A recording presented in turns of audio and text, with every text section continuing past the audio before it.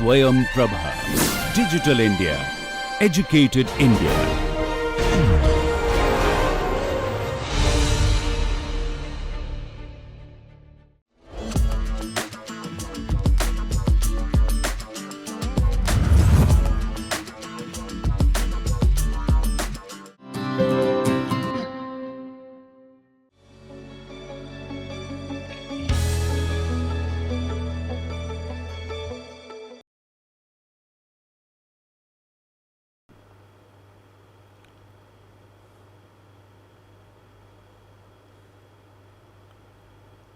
We'll start with a quote, again a very profound quote by Dr. Vandana Shiva. The way you design the world in your mind is the way you relate it to in the real world.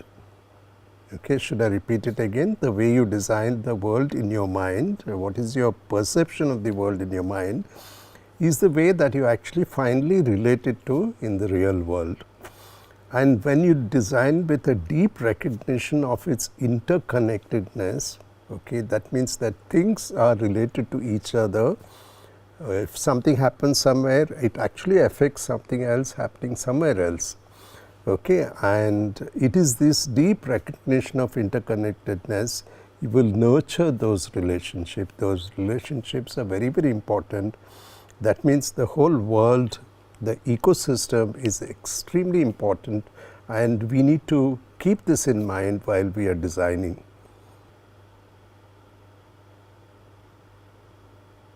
So, this is prototyping part 2. So, why are we doing this? So, this is actually, if you look at it, is the 4th phase of the design process.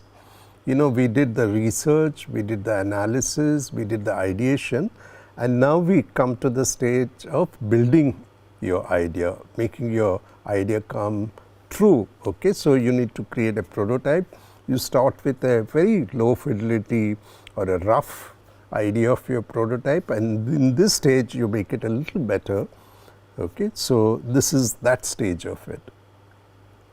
And if you look at it, you look broad in your research, you kind of bit concentrate in your analysis stage, and again you go wide because you have to think of many ideas, and then you decide and prioritize and take forward one of them.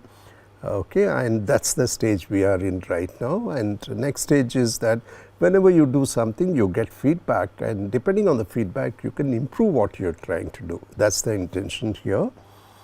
Okay, so let's get into details of it. Okay, what exactly is prototyping part 2? So, prototyping part 2 involves what we call as medium prototyping.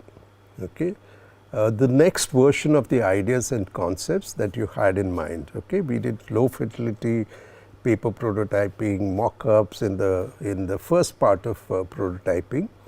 Okay, it also means that you have to try it out, right? And what we see is that if you can actually look at it from the bare minimum product that you can do, so that you can test it, okay, that's called as the minimum viable product. Or there's a part of it that you want to test it, you know, it's a new technology you're doing, or it's a new hinge that you're trying to do, or it's a new mixture of things that you're trying to do for the first time. Then it's better to build that particular part, okay, and test it out. Okay, so that's the proof of concept, as well as understanding how the user would, interact and experience the concept, along with information architecture. And also at this point of time you can also decide what technology and medias that you need to select. So, if you look at it, we've done the soft prototyping, we are on to the medium prototyping. In the next stage, we'll actually make actual hard prototypes.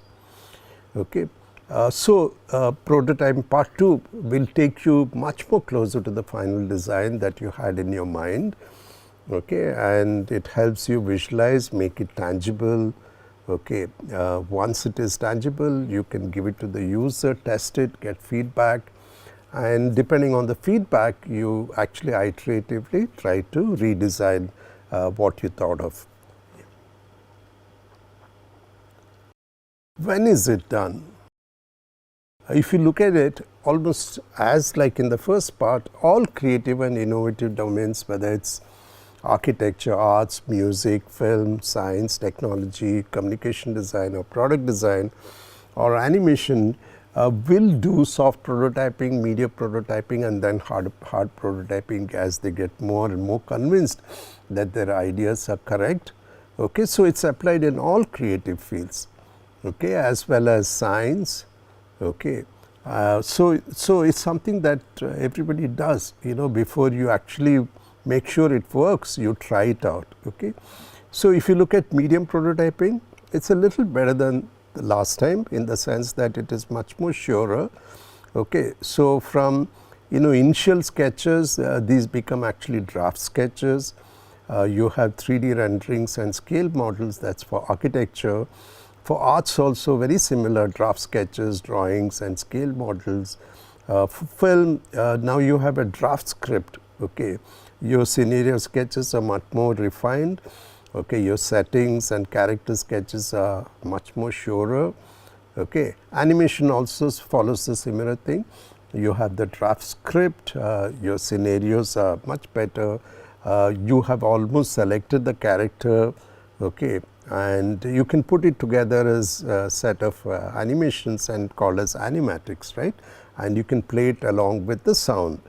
In graphic design, from initial layouts you come to draft layouts, okay, and then you can make paper prototypes and you get the feel of it and you can print these out, right? That's in 2D graphic design. In product design, your initial idea sketches have become draft sketches now. Okay, and you can start doing the renderings and you can do both minimum viable product as well as the proof of concept here.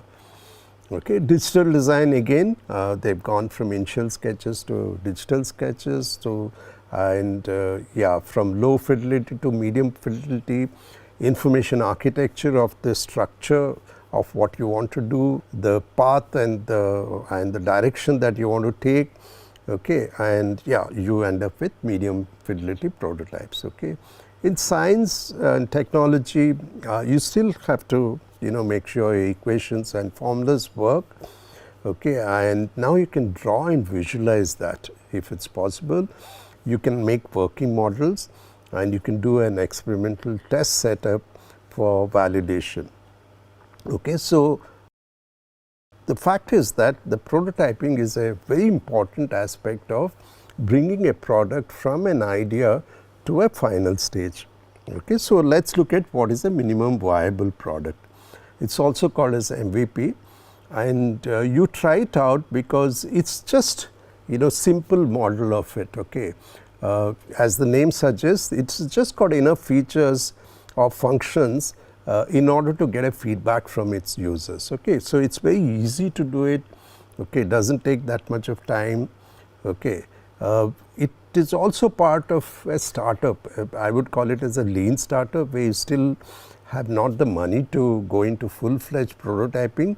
So you're testing and trying it out because MVP saves you time, efforts and costs, which is very important when you start and set up. If you look at it, the simple version helps to quickly visualize, test and get feedback, change or iterate in order to make the next iteration. Okay, and you can see that these are sketches of the Mabo, a shareable Mabo product, which we saw as a case study in our last presentation.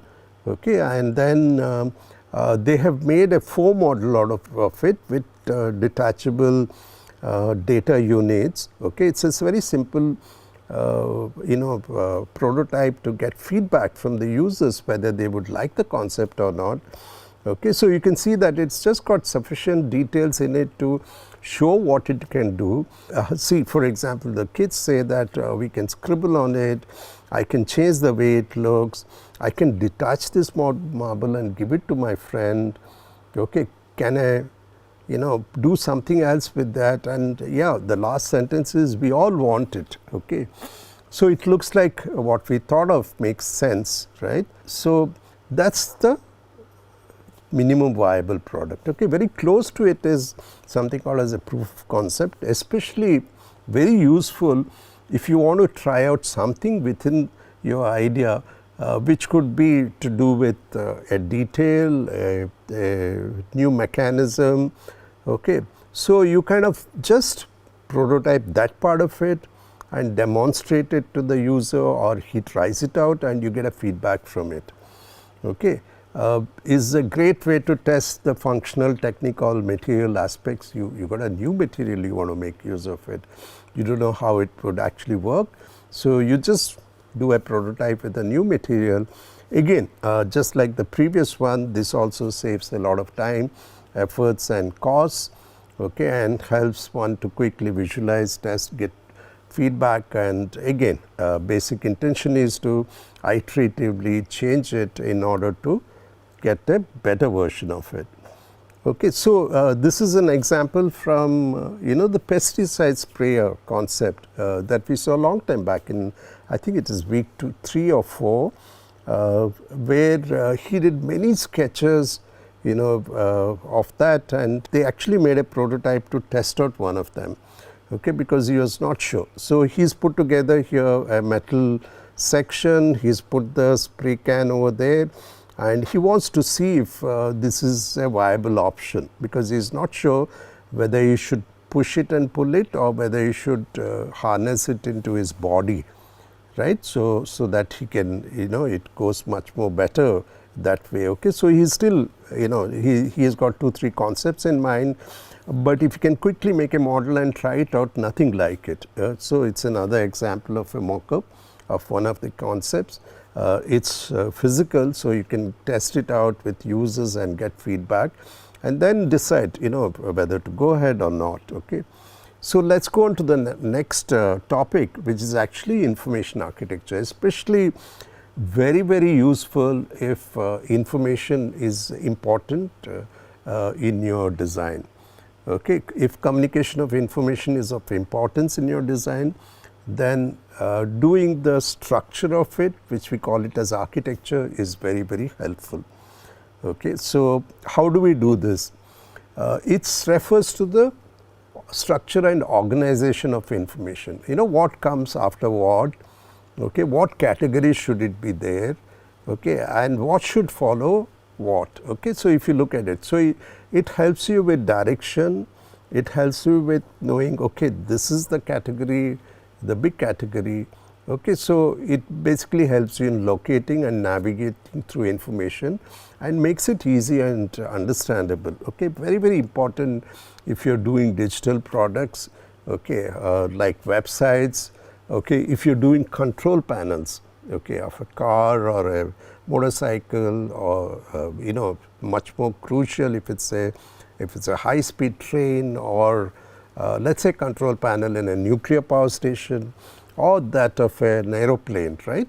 Yeah, different complexities, there are many displays, and how do you actually organize it so that information becomes easy for the person who's driving the vehicle to manage it, right? Wayfinding systems for public places and roads, right? You're going to a new city, you want to find that particular street, so the signage system becomes extremely important. You go to a hospital, you want to find which section is the emergency ward, okay, and instead of always talking to the security guard and trying to find out where it is, if there is a good signage system, it actually lets you go into that particular place. The same holds good for layout of a museum, or let's say shopping center, okay. And even information architecture is very important if you're making a catalog or a directory. You have a directory of all the museums in India. It's an excellent book. You want to find out what is there in, let's say, one of the places, okay. How easily can you actually locate it? Or let's say you're interested in a museum of matchsticks, okay. How do I look at this catalog and get to that particular place in a jiffy, okay. So the person who has to design it has to think of a very nice way of actually organizing this information so that it is easy to find and locate, okay. So I guess you got the gist of it. It's got multiple applications, and it's actually extremely easy to do it, okay. So I'm just showing you some of them. Digital interfaces, it helps you with navigation, where to put the icons and what can be made into icons. It's part of the menu. Okay, and yeah, it also, the buttons and hyperlinks become part of the digital information. Okay, control panels, that means buttons and switches, knobs, sliders, okay, interface displays, all have to be organized, okay, in a given surface. Wayfinding systems, that could be signages, so you can use, you know, symbols and text, and like in India you need to use multiple languages. You make use of arrows to show directions, color to differentiate between different aspects. The same holds good for navigating inside a museum. So layouts, navigation, the directory, the use of arrows. Same thing, if you go to a shopping center, you need the direction signage to show where what section is, so that you don't waste a lot of time trying to figure out where something is, okay, where all the facilities are. Okay, the same happens with all public places. Okay, it needs the listing of those facilities, signages become important, language becomes important, directions become important, and finally navigating through this. Directories, we said you need an extremely good index, listing of the content. For example, page numbers can reveal a lot, and icons can actually, you know, differentiate between sections. The same holds good for libraries. You know, it's quite nice to go to the library and try to locate a book, because the book, you know, if you go to the catalog of the library and look at it, it will give you a number, and it's very easy to locate. That number refers to that particular shelf or the row of shelves in which the book is there. And if you can locate that place, and then you can locate actually according to the numbers the exact book which is kept in the exact place. Okay, so it needs a lot of pre-planning, right, and a signage system and the organizing of this information so that it is actually easy to locate this particular information. Okay, so this is a sample from a web space that we did as part of DSOS. It's the section on calligraphy. There are two parts to it. You can actually learn about how to do calligraphy, and it has also got examples of calligraphy done by experts. Okay, and there are further sections in it. Okay, so this was, you know, through brainstorming, discussions, all that, we finally actually ended up with this structure. We also found that this structure is probably the best way to actually look at it, to probably get the information out of it. So if you go to the DSOS website and say calligraphy, it takes you to this particular resource. Here is shown, you know, just the organizing, very general organization, because we were doing the wayfinding signage system for Mumbai suburban railway stations, and this is a thought behind it. So if you go to a railway station, you'll find the ticket counter, information regarding what trains which come at what time. There's an enquiry counter. There are employees of railways. There are places to eat and shop. There is a waiting room. There are toilets and other facilities. How do I actually build a signage system so that it becomes easy for a traveler to locate these facilities and also know that these facilities actually exist in this particular railway station. Okay. Yeah, so just few samples of it to get to, for you to understand what is information architecture. Now we come to a very, very important subject. It's called experience design. Okay, as the name suggests, experience design means you being able to experience okay, the product itself. Okay, so is the design of products, it can be both physical products or digital products. It can be also services like what happens in a bank or a post office, or it could be a system, you know, that you're thinking of, which will help you locate many things inside that to facilitate easy understanding. The engagement is very satisfactory and you come out with a good experience. Okay, so let's try to understand each one of them. Easy understanding means it's easy to locate, understand it, okay, or comprehend it. it's easy to navigate, okay, and it's also easy to use this, okay. You can look at a teller machine for a person who doesn't know how to use it first time, okay. Does the teller machine facilitate itself, understanding how to make use of it? Yeah, so if it does it in a very nice manner, then the experience of using the teller machine becomes experiential, okay. You come out with a good experience, and you don't hesitate to go next time because you already understood how to do it, and you're confident you can do it again, okay.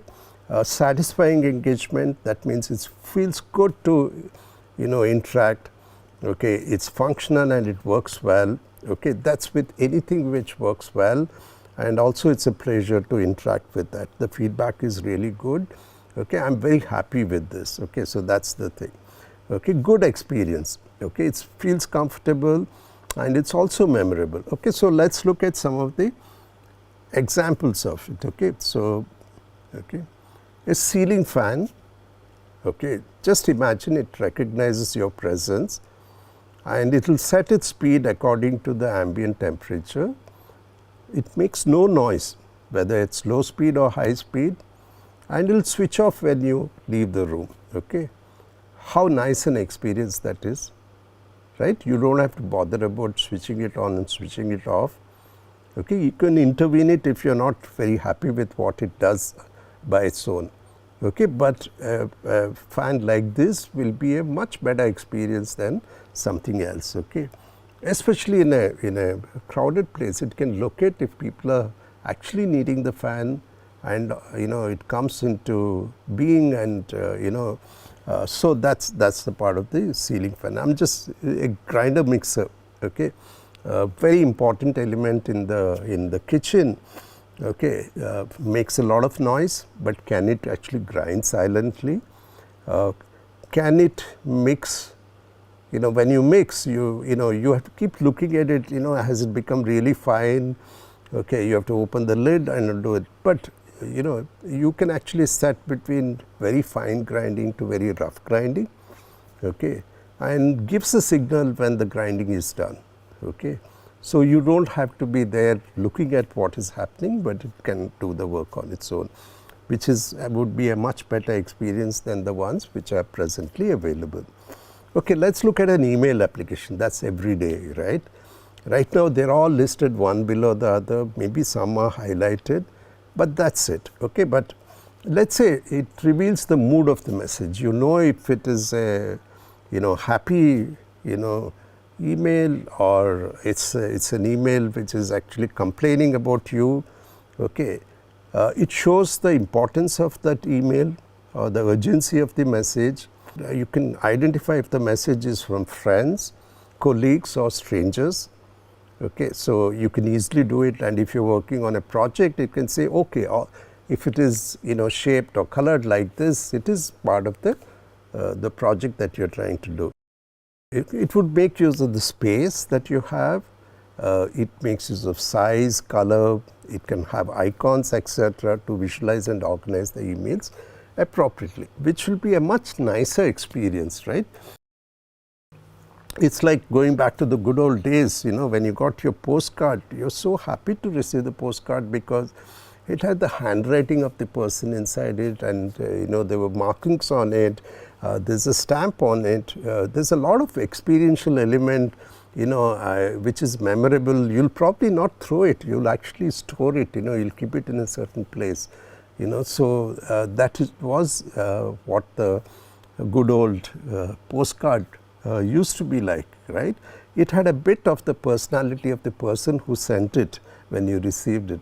Emails, if it can actually navigate or maybe graduate to that stage, then the experience of actually looking at the email would be that, okay. So I'm just again telling you few experiences, okay. So let's do this, okay. We have a scenario 1 and a scenario 2, okay. This is with respect to going to a bank, and you're a student and you want to get a loan to buy a laptop, let's say, okay. So the first scenario, okay, you have to locate a bank, okay, which gives out this loan. You have to find out when it operates, the days and the time, okay. Then you go to the bank physically. Okay, when you go to the bank, typically you actually ask the security person where the loan section is, because there are no signages really, or if the signages are there, it's so tiny and within that environment you can't locate it. Better to ask the security person. So he'll say go there, and you'll see that there is a long queue in that place. So you stand in the queue, and at the end of the queue the person will give you a form to fill, and he says you bring all this list of documents that you need to produce it. After that only we can process your loan. Okay, so again, you go back home, collect all these documents, make copies of it, make signatures, fill up the the form, okay, and then go back to the bank, stand in the queue again. At the end of it, if all the documents are correct, okay, if they are not correct, you have to again go back and get the correct document and repeat the whole procedure again. Let's say if it is correct, the bank will say come after 15 days and your loans might get sanctioned or will get sanctioned. Okay, so you can see that this is the typical way a bank would operate. Okay, let's assume this is the new scenario. Okay, you locate the bank online and search for the loan facility within the bank. It says fill up this form online and submit the documents. Okay, and you can actually take an appointment with respect to date and time, because it says that the documents are fine, but we need to physically verify these documents. So you have to come at least once to the bank. Now you go to the bank at the appointed time, the documents are verified because there is no queue now. Okay, and the loan is sanctioned immediately if the documents are filed. Okay. In addition, the bank is not crowded, there are no queues, they have comfortable seating in case you need to wait for a while. There is option of drinking water or tea on the house which is provided, and you will see that this experience is something which is very nice compared to the old one, where you have to take so much of trouble. On top of it, you have to waste a lot of time to do it and maybe repeat it many times. Okay, as against that, this is. And here also you can think of a way that documents can be verified online. Then it becomes almost not necessary to actually go to a bank at all. You'll get the loan sanction online itself, right?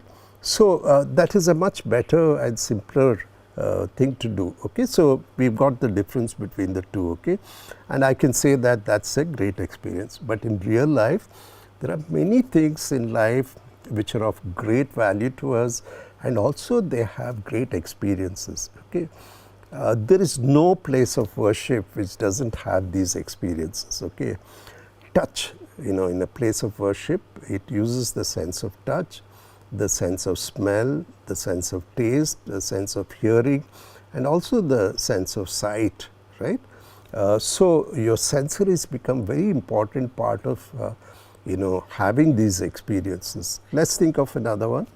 In a restaurant, okay, you go for a celebration, you touch the food, you shake hands with your friends, you hug them, you dress up.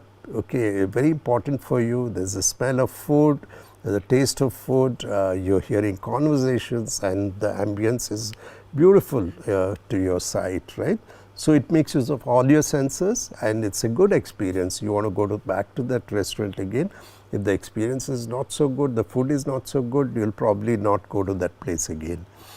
Okay, celebration of festivals. Festivals are always like this. They're very celebratory. You touch. There are many ways of touching. Okay, you dress up, right? Smell is an important aspect of celebration. Of course, taste, it's full of sweets and good food. Okay, yeah, for hearing there are bells, there are chants. Okay, and sight, of course, is full of colors, and yeah, so it uses all the sensories, right? So now you can think, what are your great experiences? Okay, where do you go to get good experiences? Okay, so all I'm trying to say is that all these are human creations, right? Place of worship, going to a restaurant and you having a good experience within the restaurants, or even festivals, okay, celebrating festivals. Okay, what we need to do is that when we are designing something, can we bring some of these experiences into the design of the product so that the experience of using the product is great. Okay, so that's the big question.